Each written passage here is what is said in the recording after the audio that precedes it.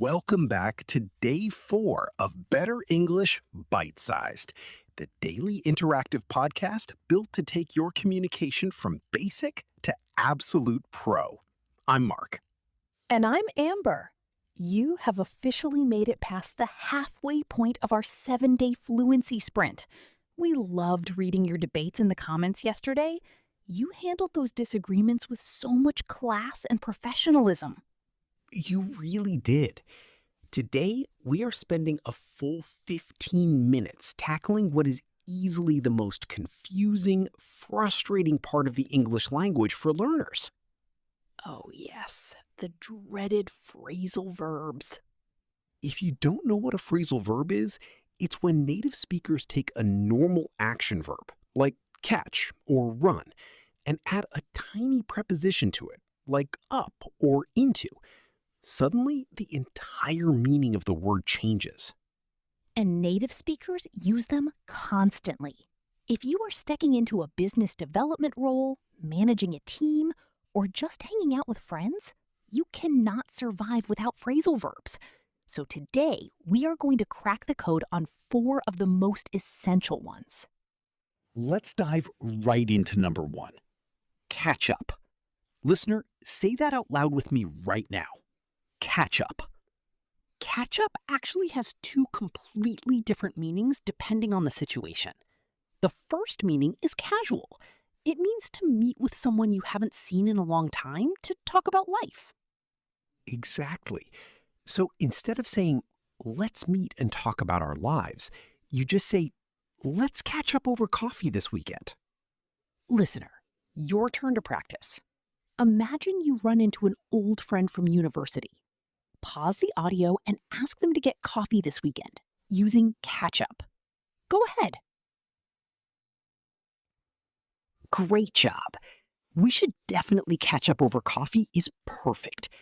Now, let's look at the second meaning of catch up, which is very common in the corporate world or in academics. The second meaning is to do work that you missed. Let's say you're studying for an MBA and you get sick. You miss a whole week of lectures. When you come back, you have to do all that missing work. You have to catch up. Or if you took a vacation from work, you might say to your boss, I need a few hours to catch up on my emails. Let's practice that. Listener, I am your boss. I ask you, are you ready to start the new project? Tell me out loud that you need to do your missed emails first using catch up on. Excellent.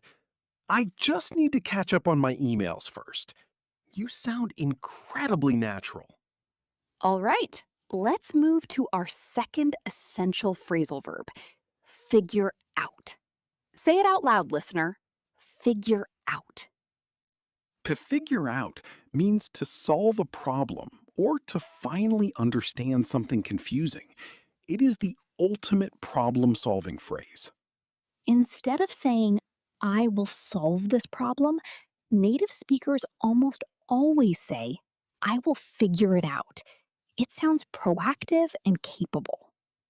This is huge for leadership. Let's say you're a manager and the software crashes right before a big client presentation. Your team is panicking. You can step in and calmly say, don't worry, we will figure it out. Listener, let's do a role play. I am your coworker and I am stressed.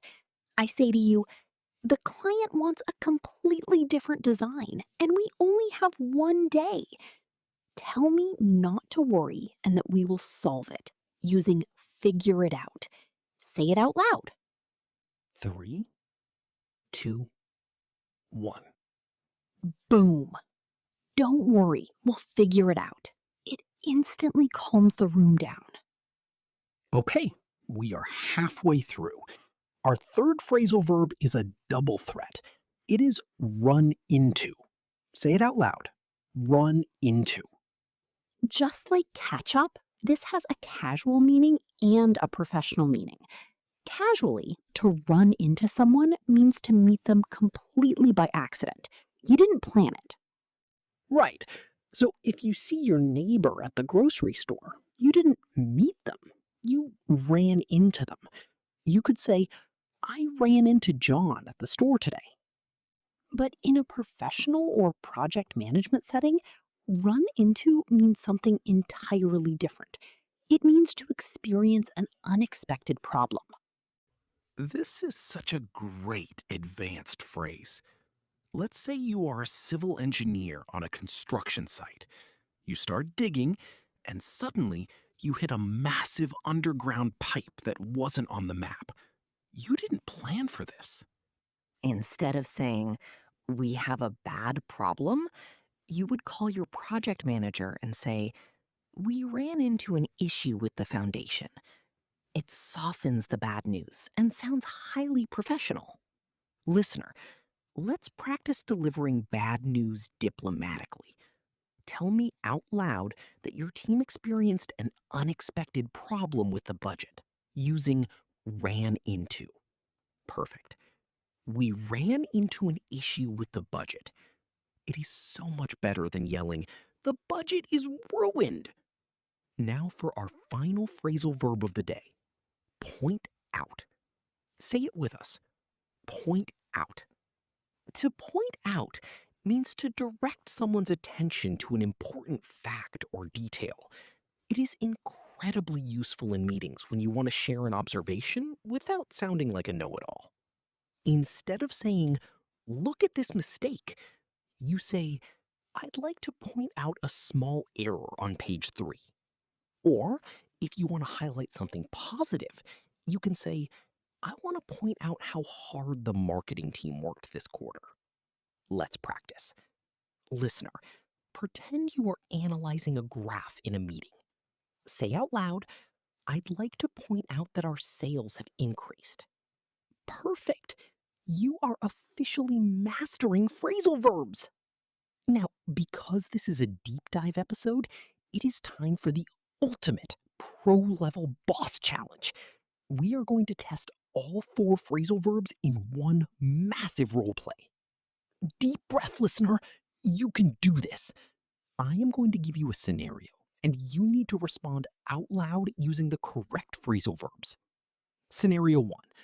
You are walking down the street and see an old colleague you haven't seen in years. You want to have coffee and talk about life. What do you say? 3, 2, 1. If you said, "We should get coffee and catch up," you got it. Scenario 2. You are in a meeting and you want to direct attention to a new risk in the project. What phrase do you use? 3, 2, 1. You should say, "I'd like to point out a risk in the project." Scenario 3. You are managing a team and you just discovered a totally unexpected problem with the software. Call your boss and tell them what happened. 3, 2, 1. The perfect answer is, "We ran into an issue with the software." How did you do? If you are starting to feel these phrases click in your brain, you are experiencing real fluency. Phrasal verbs are the secret bridge between intermediate and advanced English. Let's recap them one last time. Catch up, to meet an old friend, or do missed work. Figure out, to solve a problem. Run into, to meet by accident or experience an unexpected issue. Point out, to direct attention to a fact. You did the hard work today. Now it is time for your Day 4 comment challenge. We want you to create a short 2-sentence story in the comments using at least 2 of the phrasal verbs we learned today. For example, I ran into my old boss yesterday, and we tried to figure out a time to catch up. Be creative. Make up a business scenario or a funny daily life situation. We will be reading and correcting your sentences down in the comments. You are doing incredible. Tomorrow, for day 5, we are tackling casual professional workplace English. We'll show you exactly how to pitch an idea informally and interrupt politely in meetings without being awkward. Keep speaking out loud, keep commenting, and don't stop practicing. We will see you tomorrow for day 5. Bye, everyone. Bye, guys.